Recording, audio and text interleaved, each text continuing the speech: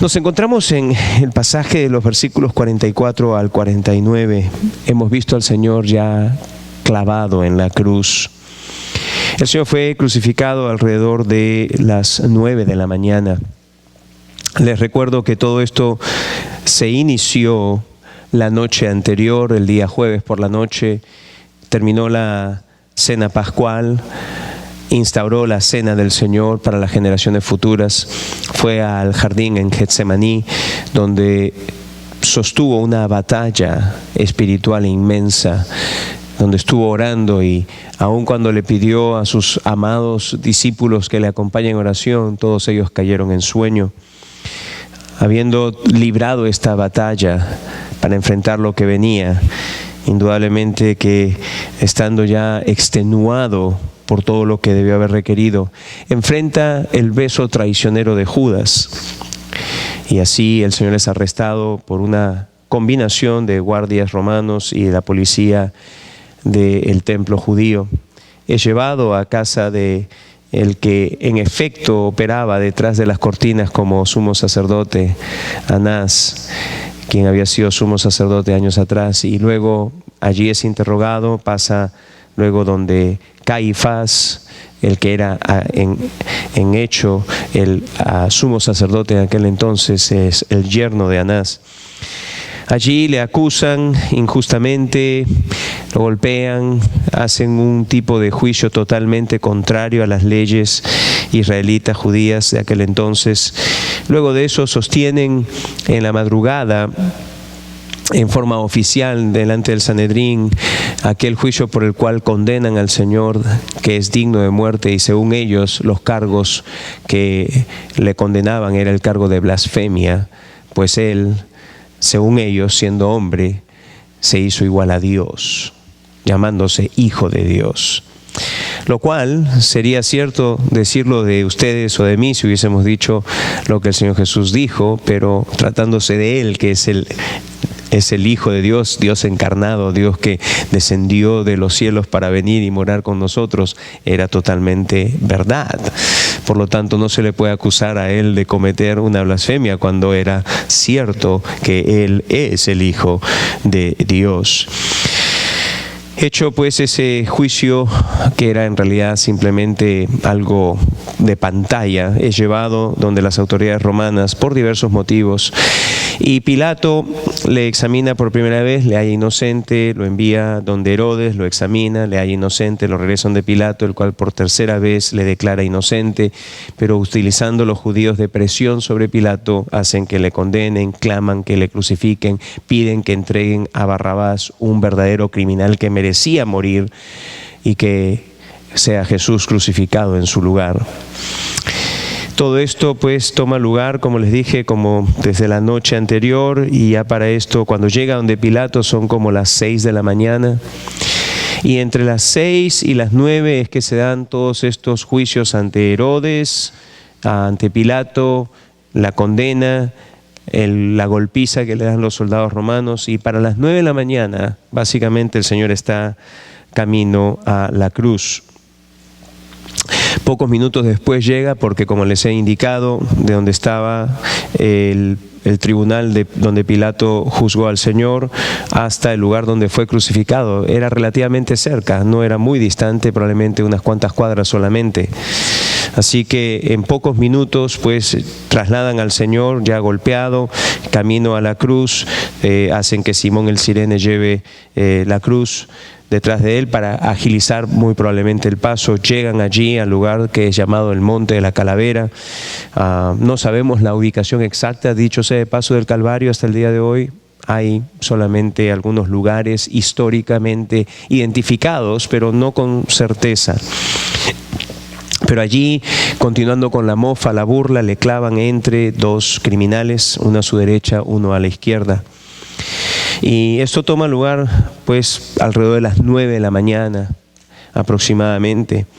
El Señor se encuentra pues clavado en la cruz de 9 como hasta el mediodía, y es allí donde Él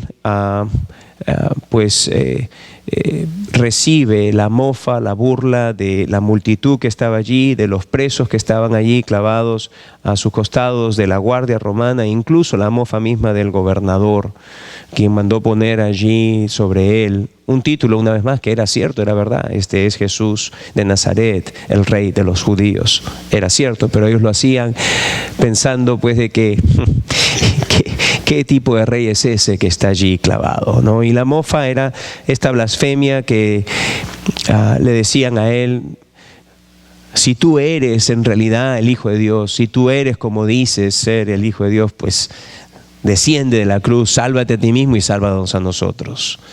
Esto era la mofa blasfema que decían contra el Señor. Pero ¿sabe usted? En todo esto los evangelios simplemente nos narran todos estos hechos, y la sencillez hay veces de la narración bíblica nos puede hacer perder el significado profundo que la cruz del Calvario tiene. Hay algunos que se dan cuenta de esto en la narración bíblica y entonces tratan de resaltar los sufrimientos físicos y emocionales del Señor. ¿Se da cuenta usted de que la Biblia no resalta mucho eso? No es que no haya sufrido física o emocionalmente, el Señor nos ha descrito todo esto y en realidad sí, la Biblia lo describe, lo narra, ¿no? Nos hace saber que hubo una corona de espinas, que le golpearon la cabeza teniendo clavada espinas en su cabeza, que le dieron de látigos y que debieron de haber desgarrado sus espaldas, indudablemente que le golpearon y que debió haber estado amorotonado. El profeta Isaías describe que su rostro debió haber estado desfigurado por los golpes que recibió. Pero aún todo eso en la narración de la cruz, ese no es el punto central. Ese no es el punto central. La cruz en realidad es la pieza central de la obra del Señor Jesús, de lo que Él vino a llevar a cabo, pero todos esos sufrimientos no son el total o lo más central dentro de ello. ¿Por qué? Porque es en la cruz donde el Hijo de Dios recibe la ira de Dios sobre Él. Y lo que vamos a ver en los versículos 44 y 45 es justamente eso: que el Hijo de Dios recibe la ira de Dios sobre Él. Claramente la Escritura nos dice que el Hijo de Dios vino para dar su vida en rescate por muchos, para remisión de los pecados, de acuerdo a Mateo 20, 28 y 26, 28. Los evangelios, pues entonces, lo que hacen es, en los versículos paralelos a estos, describir cómo en la cruz la ira de Dios se derrama sobre su Hijo para el beneficio eterno de aquellos que se arrepienten y creen en Jesucristo. Y leamos pues versículos 44 y 45. Dice: cuando era como la hora sexta, hubo tinieblas sobre toda la tierra hasta la hora novena, y el sol se oscureció y el velo del templo se rasgó por la mitad. Y acá lo que vemos pues son tinieblas desde la hora sexta como hasta la hora novena.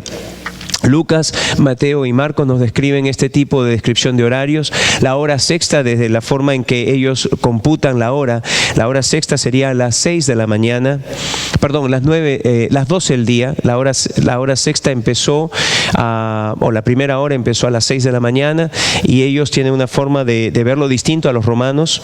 Por lo tanto, habiendo empezado el día para los judíos a las 6 de la mañana, la hora sexta indicaba que ya había llegado el mediodía, eran las 12 del día. Y entonces se nos dice acá que había oscuridades o tinieblas desde la hora sexta o 12 del día hasta la hora novena o 3 de la tarde. 3 de la tarde. Ahora la pregunta es, ¿y por qué hace mención los evangelios de este evento, de que hubo estas tinieblas? Bueno, podría haber sido, aunque no lo fue en realidad, si es que hubiese sido un oscurecimiento algo bastante notorio por un cambio climático, ¿no? Una gran tormenta. Pero sin embargo eso no es lo que los evangelistas están tratando de resaltar. No puede haber sido, dicho sea de paso, un eclipse. Hay algunos que piensan, bueno, debe haber habido algún tipo de eclipse, pero astronómicamente es imposible que haya un eclipse en luna llena. Y como este es el tiempo de la Pascua, esto era luna llena, un eclipse no pudo haber sido. Entonces este oscurecimiento, estas tinieblas que llegan al mediodía, no fue el resultado de una tormenta, ni tampoco fue el resultado de un eclipse. Entonces, ¿de qué se está viendo acá? ¿De qué se está hablando? ¿Qué tipo de oscuridad? ¿Qué otro tipo de oscuridad es la que la Biblia nos hace saber que puede tomar lugar? Bueno, la única explicación bíblica en este caso del oscurecimiento del sol, conforme a las Escrituras, es cuando Dios se presenta en juicio. Cuando Dios se presenta en juicio. Hay varios pasajes de la Escritura, solamente he seleccionado los siguientes. Isaías, el capítulo 5, versículo 30. Isaías 5:30. Y vamos a ver a través de estos pasajes cómo se describe cuando Dios se expresa, hace su aparición en juicio, cómo hay tinieblas asociadas junto con el juicio divino. Isaías 5:30 dice así: y bramará sobre él en aquel día como bramido del mar. Entonces mirará hacia la tierra y he aquí tinieblas de tribulación y en sus cielos se oscurecerá la luz. Cuando Dios anuncia que va a venir su juicio, dice que también va a venir asociado con su juicio tinieblas de tribulación, juicio.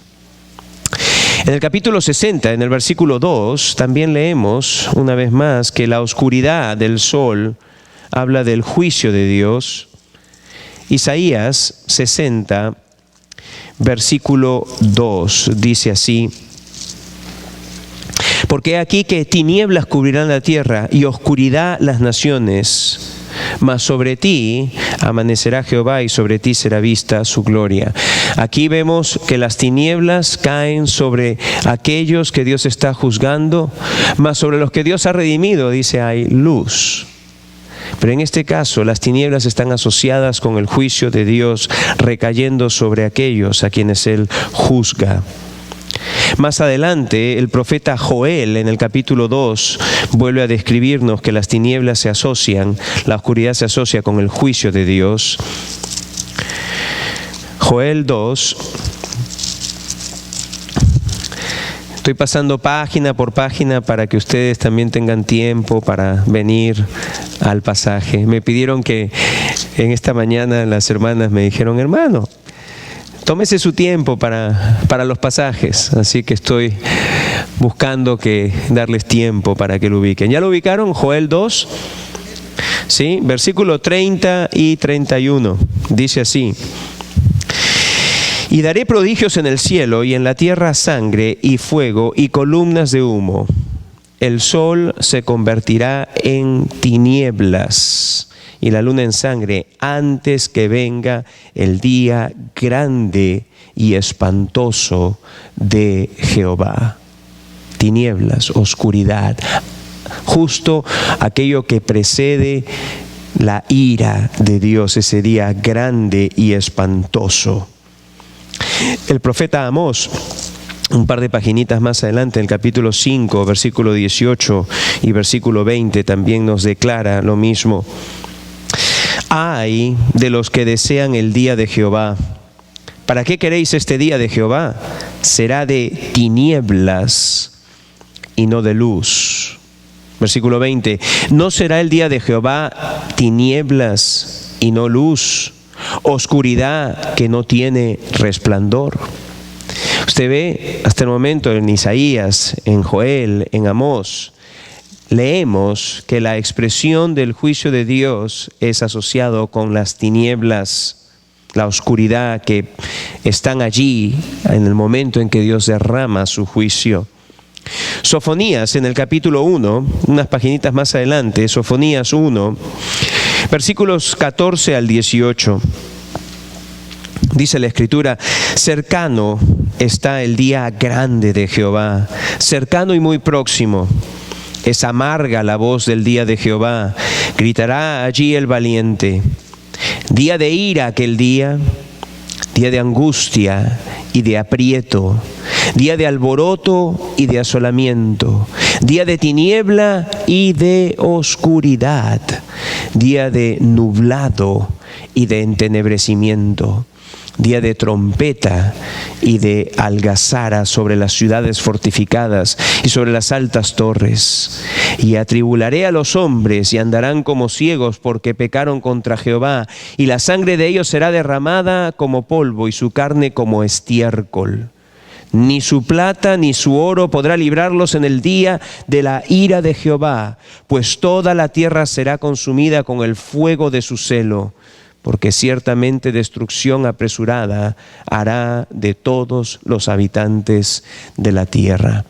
Esto, por supuesto, hablando en un día futuro, donde la ira de Jehová será derramada en la tierra sobre todos aquellos que no aprovecharon la bendición de la salvación que Dios quería darles, de ese día de la ira que Dios quería darles en la persona de su Hijo Jesús. Pero una vez más, ven entonces ustedes con claridad que las tinieblas, la oscuridad, son asociados con el derramamiento de la ira de Dios.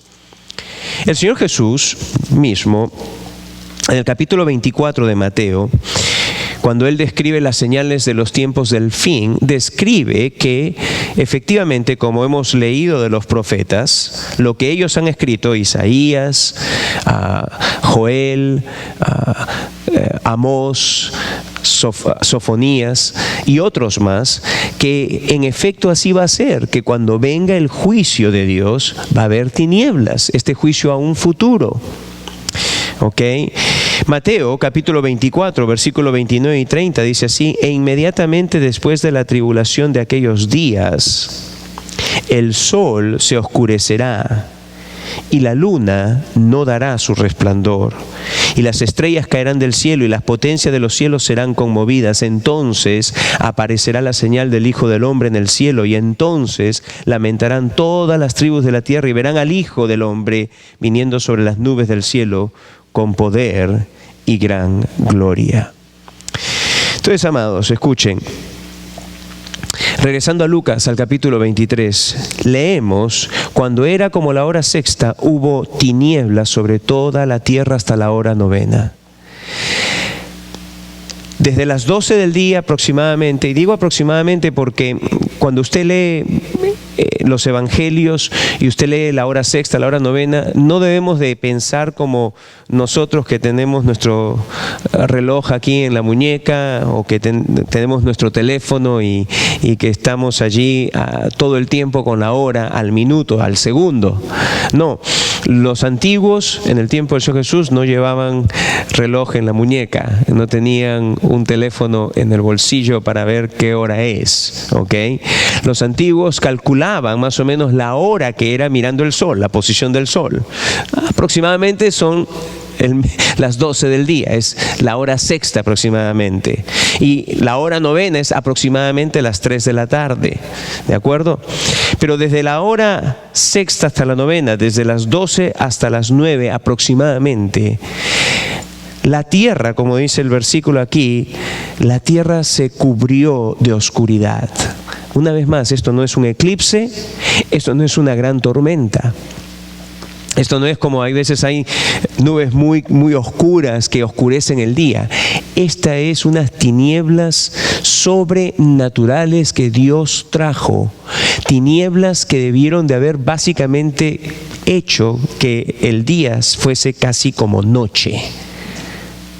Y fue desde las 12 hasta las 3 de la tarde. Miren, el Señor habló 7 palabras desde la cruz. Ustedes han escuchado eso, ¿cierto? Y lo han leído en los evangelios. Las primeras 3 las dijo antes del oscurecimiento, antes que llegasen las tinieblas. La primera de ellas la leímos la semana pasada: Padre, perdónalos porque no saben lo que hacen. Lucas 23, 24. La segunda palabra también la refleja o la tiene aquí el escritor Lucas: de cierto te digo que hoy estarás conmigo en el paraíso. Palabras que le dijo el Señor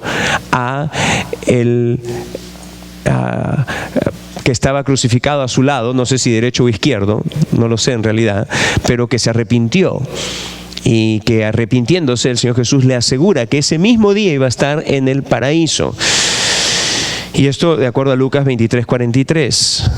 Juan nos presenta la tercera palabra, que es mujer, he ahí tu hijo, y a su discípulo amado, he ahí tu madre. Juan 19:26 y 27. Y esto todo fue dicho antes de las 12 del día. Pero las últimas 4 palabras fueron dichas después del oscurecimiento. Después del oscurecimiento. Las 4 palabras siguientes fueron las siguientes: Dios mío, ¿por qué me has desamparado? De acuerdo a lo que dice Mateo 27 y Marcos 15. Luego Juan graba, tengo sed, Juan 19:28. E inmediatamente después que dice tengo sed, él dice consumado es, que en el idioma del Nuevo Testamento, en el griego, es una sola palabra, tetelestai, Juan 19:30. Finalmente Lucas nos da la última frase que el Señor Jesús dijo desde la cruz en Lucas 23:46: Padre, en tus manos encomiendo mi espíritu. 3 palabras antes de las tinieblas, 4 palabras después. 3 antes, 4 después. Pero durante esas 3 horas, de 12 a 3, ni una palabra. No queda grabado en las Escrituras que se dijo nada.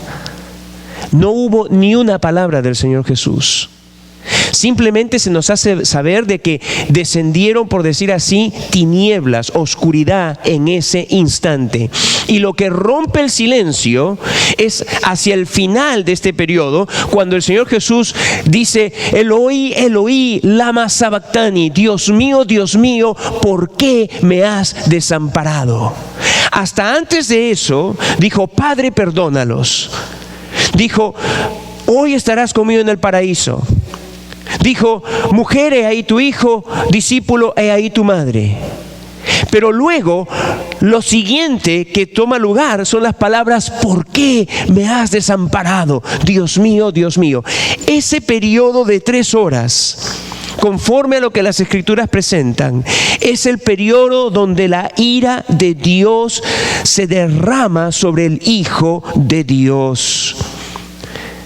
La ira del eterno Dios, del infinito Dios, se derrama sobre el eterno e infinito Hijo de Dios. Y las palabras que rompen el silencio claramente indican que eso fue lo que tomó lugar en esas 3 horas. Las palabras: Dios mío, ¿por qué me has desamparado? La Biblia claramente en esta frase, como les dije al principio, que es tan sencillo, donde nada más se nos dice: y hubo tinieblas, desde la hora 6ª hasta la 9ª. Con eso nos está diciendo cómo la ira de Dios se derrama sobre el Hijo de Dios. La eterna e infinita ira de Dios se derrama sobre el eterno e infinito Hijo de Dios. No podía ser ningún otro que en ese periodo de 3 horas pudiese recibir el castigo eterno e infinito que se derramó sobre el eterno y infinito Hijo de Dios. Solamente porque era Dios encarnado que estaba allí clavado, es que podía ser en un periodo, por decir así, de 3 horas. Porque allí toda la ira de Dios por los pecados de aquellos que se iban a arrepentir y creer en Jesús su Hijo, toda la ira de Dios fue derramada en ese periodo de 3 horas. Donde, como dice el profeta Isaías, él como un cordero enmudeció, no dijo nada, no apeló a nada. Simplemente el inocente Cordero de Dios, en silencio, recibe toda la ira de Dios, toda la ira de Dios. Que el Señor Jesucristo recibió la ira divina y que su muerte en la cruz es efectiva en producir rescate y redimir los pecados se evidencia por el velo del templo que es rasgado. Versículo 45. Y el velo del templo se rasgó por la mitad. Como les digo, en pocas palabras es que los escritores del Nuevo Testamento, los escritores de los Evangelios, nos presentan lo más central de toda la cruz. La ira de Dios se derrama, y esta ira que se derrama fue efectiva cuando el Señor Jesús la recibe, efectiva para traer acceso a Dios el Padre. Y una vez más, en una frase simple, es que esto se nos hace ver en una forma, por decir así, visual. Dice, el velo del templo fue rasgado en dos, y añadiendo lo que dice Mateo y Marcos, de arriba hacia abajo. De arriba hacia abajo es que se rasga el velo del templo. De arriba hacia abajo. Veamos algo acerca de esto. El velo en referencia aquí es el siguiente. Habían en el templo, estaba el lugar santo y el lugar santísimo. Para entrar incluso al área del templo propiamente hablando, había una cortina. Esa no es la cortina o el velo que se desgarra, sino que entre el lugar santo y el lugar santísimo había una cortina que servía de separación.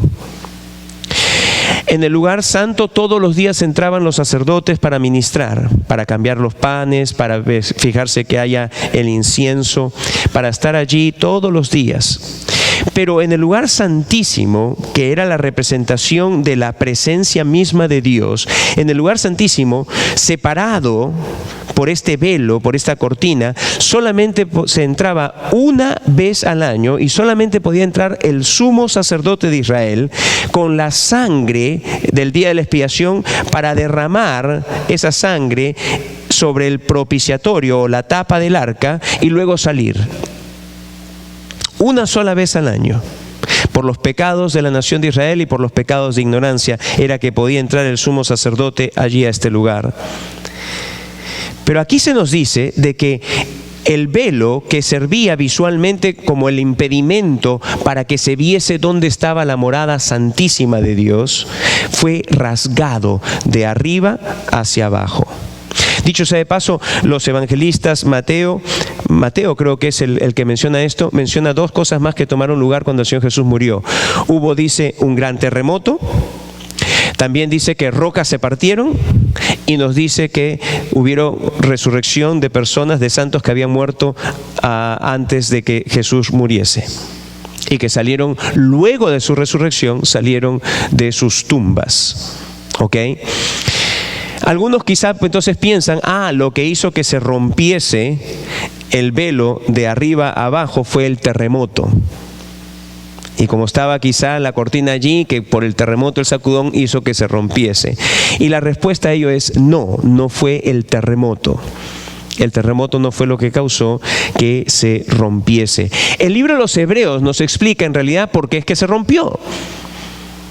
El libro de los Hebreos nos dice, nos explica por qué es que se rompió. Vengan conmigo al libro de Hebreos, al capítulo 9. Hebreos 9 nos da la explicación de por qué tomó lugar esto.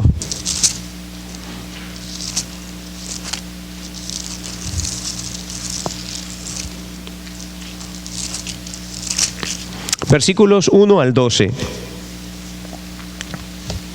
El escritor a los Hebreos está tratando aquí de explicar cosas a un grupo de personas hebreas que aún no habían puesto su total confianza en Jesucristo. Estaban, por decir así, considerando, estaban evaluando a Jesús, pero no habían creído en Él de forma que los llevase a entregarse enteramente a Él, a confiar exclusivamente en Jesús.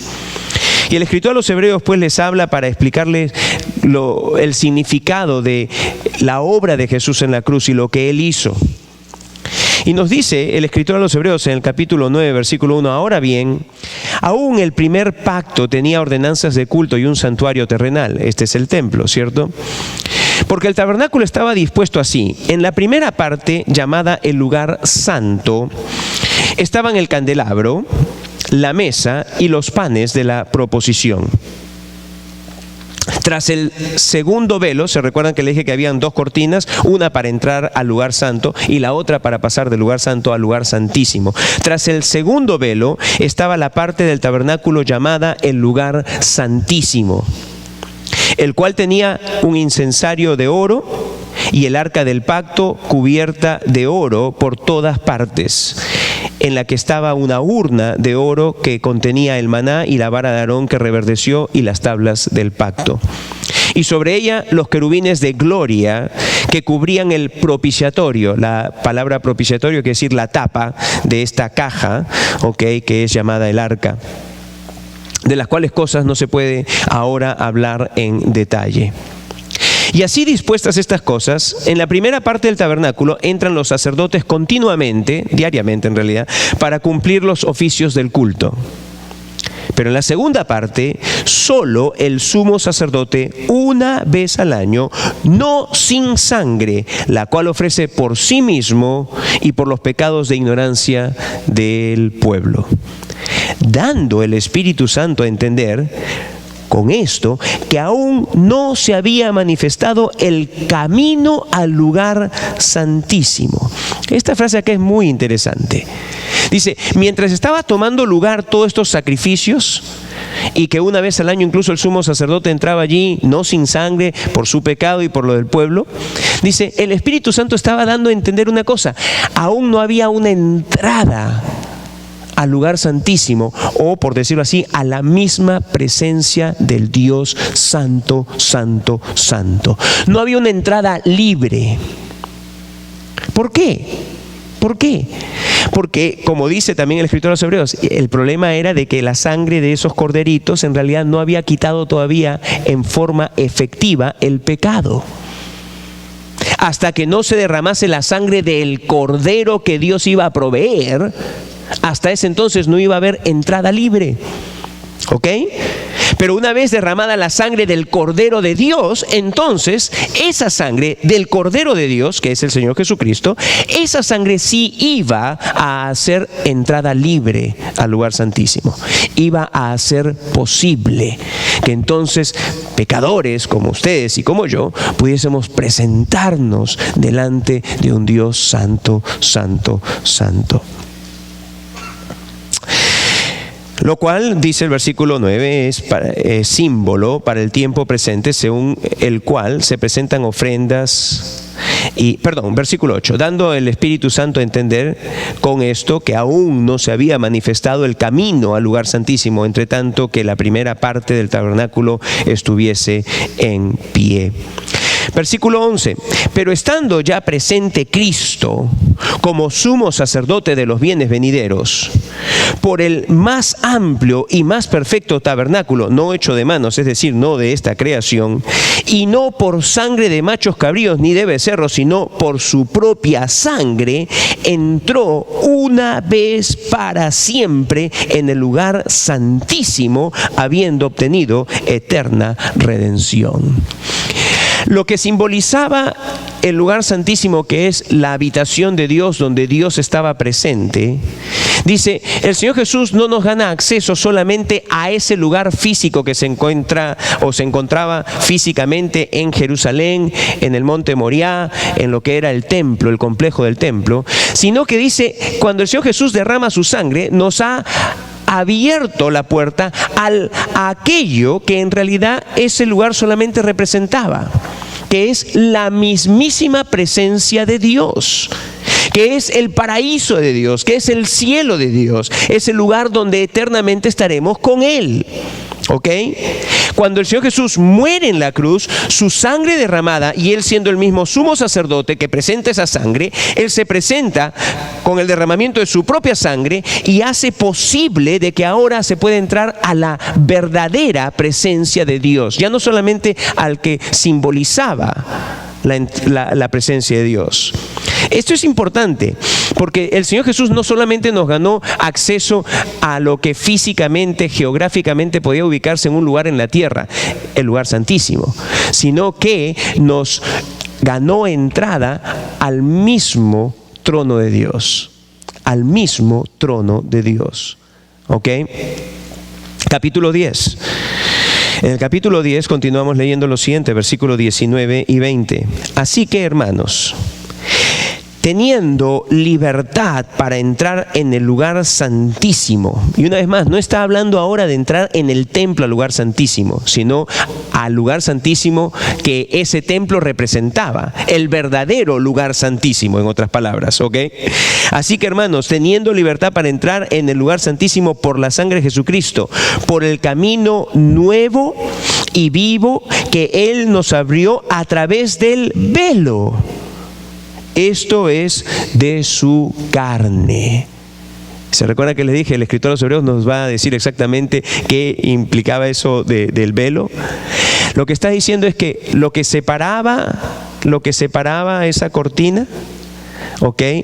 Lo que separaba era al pecador, le hacía ver en una forma visible. No hay forma en que tú puedas entrar a ver a Dios. No hay forma. ¿Ok?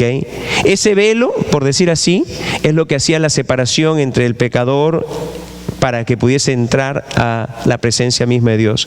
Pero dice, pero muriendo el Señor Jesús, su carne, habla de su muerte en la cruz, muriendo el Señor Jesús, dice, ese velo es quitado. Ese velo es quitado, como dice el escritor, de arriba abajo Dios lo parte. Y entonces dice, ahora sí hay entrada libre por el Señor Jesús y por el Señor Jesús solamente. Haz entrada libre. Por eso es que dice, teniendo libertad, versículo 19, para entrar. Ahora hay libertad para entrar. ¿Quién puede entrar? Bueno, la Biblia dice, ¿quién estará? Dice el salmista, ¿quién estará delante de tu presencia? Dice, el de manos limpias y corazón limpio.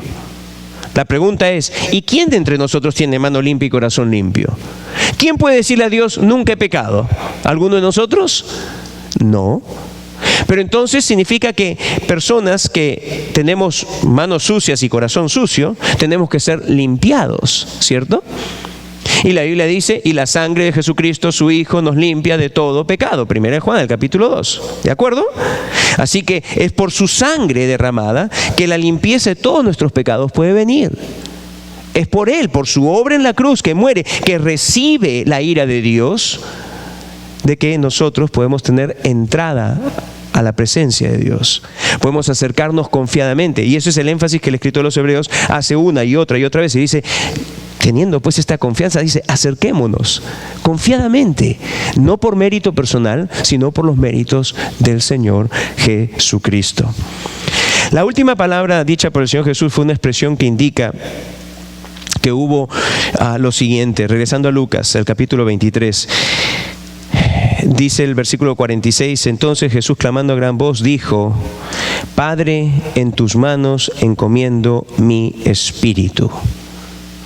El Señor Jesús recibe durante esas 3 horas de tinieblas la eterna ira, la infinita ira de Dios sobre su eterno e infinito ser. En esas 3 horas el Señor Jesús se enmudeció, estaba pagando por nuestros pecados, estaba siendo molido, estaba siendo cargado con nuestros pecados y recibiendo el castigo que nuestros pecados merecían en esas 3 horas. Pero una vez que esas 3 horas acaban, que la ira de Dios en una forma completa se derrama sobre su Hijo, el Señor Jesús exclama, tengo sed. El Señor Jesús exclama, Dios mío, ¿por qué me has desamparado? Tengo sed, consumado es. Y finalmente, a gran voz, dice, Él clama lo siguiente, Padre, en tus manos encomiendo mi espíritu. A gran voz. Ahora este es interesante. Es una expresión que indica primeramente que hubo cumplimiento de las Escrituras. El Salmo 31, el versículo 5, nos dice que esta sería, proféticamente se nos anuncia de que esto sería una de las palabras que diría el Mesías. Salmo 31, versículo 5, dice, estoy en Job, no me va a ayudar si estoy en Job. Salmo 31, 5 dice así, en tu mano encomiendo mi espíritu. Así que una de las primeras cosas que indica las palabras del Señor Jesús es que se estaba cumpliendo la Escritura. En segundo lugar, también indica que el pago fue hecho y recibido. Las primeras palabras del Señor Jesús antes de las tinieblas hablaban al Padre con ternura, le hablaban al Padre en relación con Él. Vienen las tinieblas y lo que rompe el silencio de las tinieblas fue: Dios mío, ¿por qué me has desamparado? Eso fue lo que rompió. El Señor Jesús públicamente declara que Él había sido el objeto del derrame de la ira de Dios. El desamparo divino, el abandono divino significa que no hubo ningún tipo de misericordia, ningún tipo de compasión, ningún tipo de piedad para con el Hijo de Dios. Fue un abandono total. No hubo nada de misericordia. Y en esencia, dicho sea de paso, el infierno, el castigo eterno es eso. El infierno, el castigo eterno implica de que no hay jamás de parte de Dios ni misericordia, ni compasión, ni ningún tipo de alivio. El castigo eterno al que se enfrentan las personas que mueren sin Cristo es aquel castigo donde va a haber el abandono de parte de Dios y donde nunca jamás podrás esperar de Él ni un ápice, ni una pizca de misericordia, ni una pizca de misericordia. Si tú quieres misericordia de Dios, si tú quieres compasión de Dios, si tú quieres la benevolencia, la bondad, la gracia de Dios, eso solamente lo vas a hallar en Jesucristo. Pero fuera de Jesucristo no vas a hallar para la eternidad, no vas a hallar nada de misericordia de parte de Él. Y esto es lo que hace del castigo eterno lo que la Biblia describe ser: un lloro y un crujir de dientes, donde el gusano del hombre, donde el hombre jamás deja de experimentar la ira de Dios por la eternidad. Hay algunos que piensan de que eventualmente Dios va a exterminar o va a hacer que dejen de existir estas personas. La Biblia dice que el gusano de ellos nunca muere, donde el fuego del castigo es uno que nunca se apaga, donde el tormento y el crujir de dientes es por la eternidad, junto con Satanás y sus demonios. Lo que tenemos pues aquí es que cuando el Señor dice: Padre, en tus manos encomiendo mi espíritu, Él está hablando en la confianza una vez más de la relación que existe entre Dios el Padre y Dios el Hijo, porque Él le encomienda su espíritu. No es: Dios mío, ¿por qué me has desamparado? El abandono, el desamparo divino ya tomó lugar en esas 3 horas. La completa ira de Dios en esas 3 horas fue totalmente derramada y Él recibió para siempre, en esas 3 horas, recibió todo el castigo divino. No puedo dejar de enfatizar que en esas 3 horas es que Él recibe la ira de Dios. Pero una vez que ha recibido la ira de Dios en esas 3 horas, puede ir y decirle al Padre: Padre, en tus manos encomiendo mi espíritu. En realidad es el grito, es la exclamación, es la voz, el clamor del triunfo, lo que usted y yo debemos de entender por esta expresión: Padre, en tus manos encomiendo mi espíritu. Es triunfo. ¿Sabe por qué? Por lo siguiente: una persona crucificada y una persona que ha experimentado lo que el Señor Jesús había experimentado hasta ese instante, una noche agobiante, físicamente hablando, emocionalmente hablando, las heridas sangrantes, los golpes recibidos, lo exhausto de todo ello, aparte del sangramiento ocasionado por los clavos en las manos y en los pies, todo ello, más la asfixia que experimentaba físicamente la persona crucificada, porque al estar colgando por los clavos, lo que producía era un cierre aquí en la parte del tórax, del diafragma, donde ya no entra aire con facilidad, y por ende para los romanos, que eran, por decir así, expertos en hacer sufrir a la gente para morir, en la cruz les ponían como un pequeño soporte de madera para que se levantasen con los talones, por decir así, para poder tomar bocanadas de aire. Con mucha dificultad respirar y levantar. Y eso era sumamente doloroso porque estaba indudablemente con clavos en la pierna, ¿cierto? Todo era un dolor extremo, todo absolutamente. Los romanos incluso ofrecieron al Señor Jesús, al principio le ofrecieron tomar vino mezclado con hiel, que era más como un tipo de droga para aquietar el dolor, pero no era hecho por compasión, era en realidad hecho para alargar el sufrimiento y la agonía de la muerte. O sea, los romanos dejaban a la gente clavada cuanto tiempo fuese posible, que duren cuanto tiempo fuese posible, ¿ok? Pero acá vemos que el Señor Jesús, habiendo sufrido más de lo que sufrieron los otros dos que estaban crucificados por la golpiza que recibió y todo lo que recibió en su cuerpo, Él dice, de acuerdo a lo que dice el versículo 46, dice entonces, clamando a gran voz. ¿De dónde saca esa fuerza? ¿De dónde saca eso de allí? Para clamar a gran voz, Padre, en tus manos encomiendo mi espíritu. Si no es un grito de triunfo.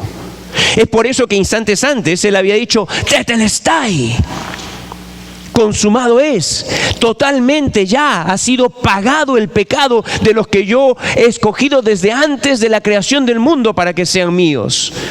Ya totalmente pagado ha sido el pecado de ellos.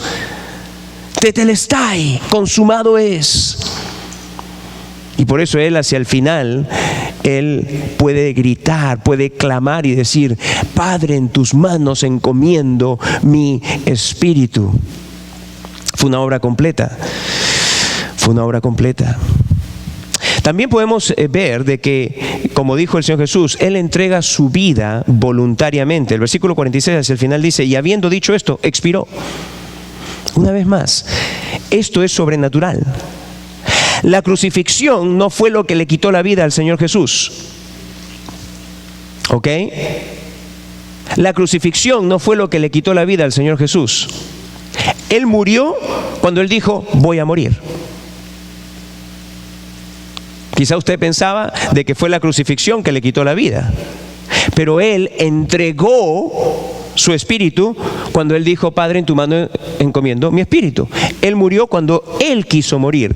Y todo esto va en acuerdo con las Escrituras. Juan en el capítulo 10, versículos 17 y 18 dice así. Juan 10, 17 y 18 dice, por eso me ama el Padre, porque yo pongo mi vida para volverla a tomar. Escucha esta parte de acá, versículo 18. Nadie me la quita. Nadie me la quita, sino que yo de mí mismo la pongo. Tengo poder para ponerla y tengo poder para volverla a tomar. Este mandamiento recibí de mi Padre. Cuando el Señor Jesús estaba clavado en la cruz, no fue la crucifixión lo que trajo la muerte sobre Él, físicamente hablando. Fue cuando Él voluntariamente entregó el Espíritu.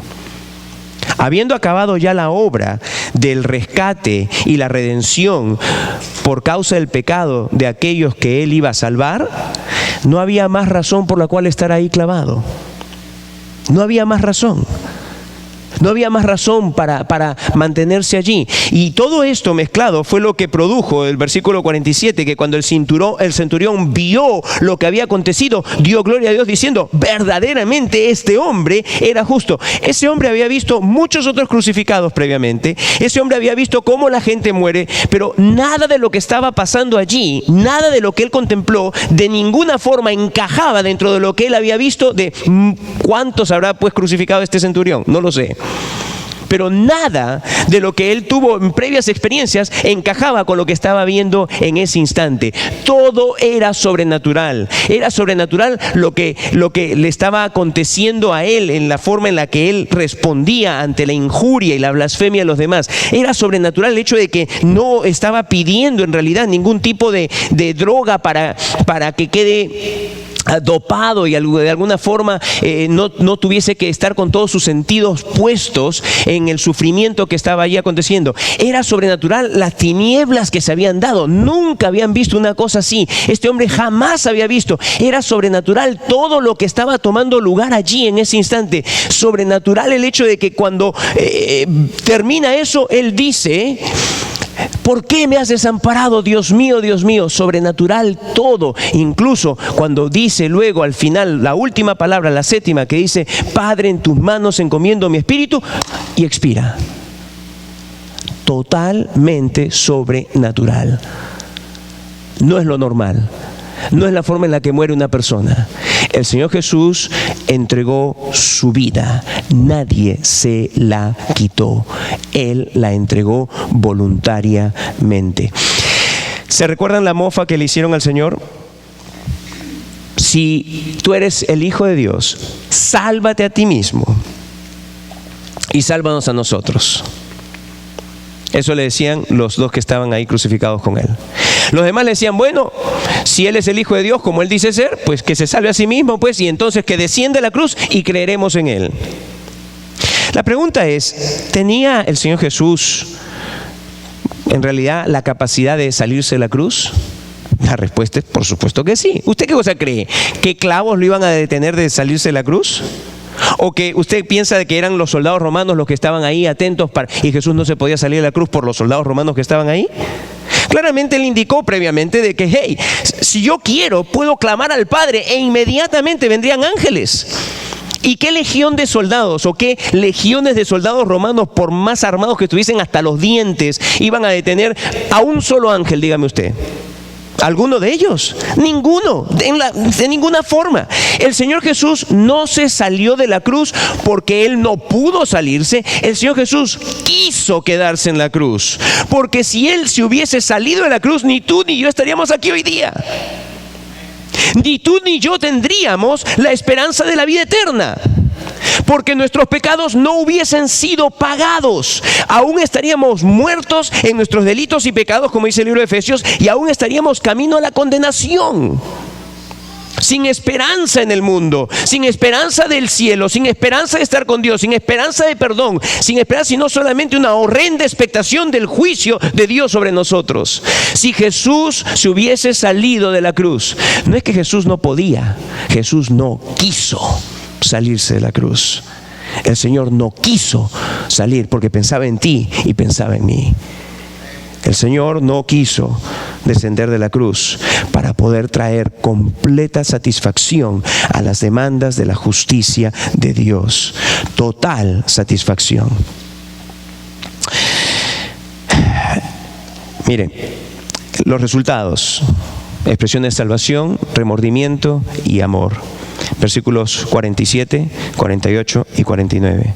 Cuando el centurión vio lo que había acontecido, dio gloria a Dios, diciendo, verdaderamente este hombre era justo.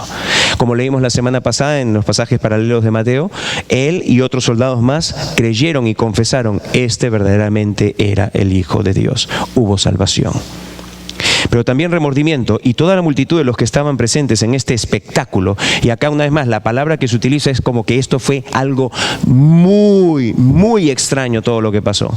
Esas tinieblas, ese silencio sepulcral, y de pronto estos gritos. Todo fue muy extraño, era un espectáculo. Y cuando ellos, que se habían estado burlando previamente las primeras 3 horas, que se habían estado burlando y diciéndole al Señor, si tú eres el Hijo de Dios, desciende y sálvate a ti mismo, ahora se van, dice, golpeándose el pecho. Esta expresión es algo acerca muy típico de los judíos, que cuando hacían así, estaban en realidad queriendo decir, ay, ¿qué hemos hecho? ¿Qué ha pasado? Es una expresión de remordimiento, de remordimiento. Ellos se van con remordimiento, habían quedado muy impresionados porque se estaban empezando a dar cuenta de que algo muy singular había pasado allí. No era simplemente la muerte de uno que se creía hijo de Dios. ¿Ok? Dicho sea de paso, más adelante dentro de este mismo grupo es que algunos son salvados, como hemos leído la semana pasada en el libro de los Hechos cuando el apóstol Pedro predica. Pero finalmente también vemos a través de todo esto la expresión de amor de los discípulos. Pero todos sus conocidos y las mujeres que le habían seguido desde Galilea estaban lejos mirando estas cosas. Es cierto, estaban lejos, tenían probablemente mucho temor. Pero acá hay que dársela a las mujeres. Las mujeres fueron las que estuvieron más cerca del Señor. Ellas fueron las que estuvieron más cerca del Señor.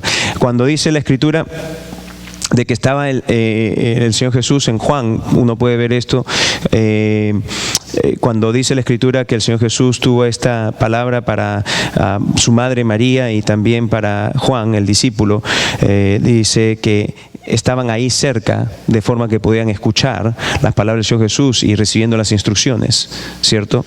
¿Y quiénes estaban? El único hombre que se menciona es Juan, el único, pero después las mujeres. Uno diría, bueno, su mamá, sí, pero no era solamente su mamá. Estaba su tía y habían otras mujeres más que son las mencionadas en los evangelios como aquellas que habían servido al Señor de sus propios recursos para que Él ministre la palabra de Dios. Hay que darse a las mujeres. Fueron las que estuvieron allí. Fueron las primeras en buscar que, como vamos a ver más adelante, en buscar que ir y estar con el cuerpo del Señor para enterrarlo, para ponerle especias. Fueron las primeras en presenciar al Cristo resucitado. Y es interesante, porque fue por la mujer que entró, no técnicamente, pero que el pecado entró también, ¿cierto? Quien comió primero fue Eva. Oficialmente entra la raza humana por el representante, Adán, pero fue por la mujer en realidad que entró. Pero Dios, buscando que no quede ningún tipo de estigma para con la mujer, soberanamente también hizo de que las mujeres estuviesen allí, quede grabado, estuviesen en su sepulcro, quede grabado, y fuesen las primeras en experimentar al Cristo resucitado, y quede así grabado. Tal es nuestro Dios, que no pone a nadie abajo, busca que exaltar a los suyos. Padre, venimos a ti en este instante, en cierta forma admirados por la simpleza con la que tú presentas cómo la ira eterna e infinita tuya se derramó sobre tu Hijo eterno y infinito. Solamente se nos dice, desde la hora sexta hasta la novena hubieron tinieblas.